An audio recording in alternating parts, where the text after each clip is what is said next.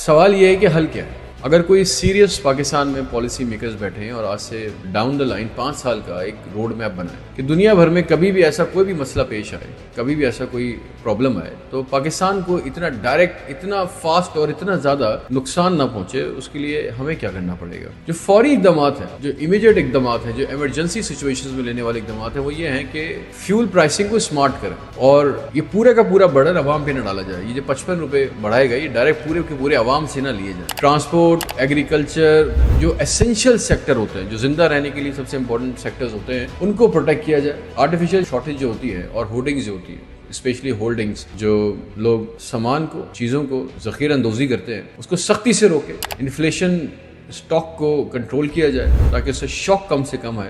Dollar management کی ایک strategy بنائی جائے، کیونکہ پاکستان کی اکانومی کی بہت بڑی بنیاد ہم جو انٹرنیشنل ٹریڈ کرتے ہیں وہ ڈالر کے تھرو کرتے ہیں۔ And third is in necessary imports پہ پابندی لگا دی جائے۔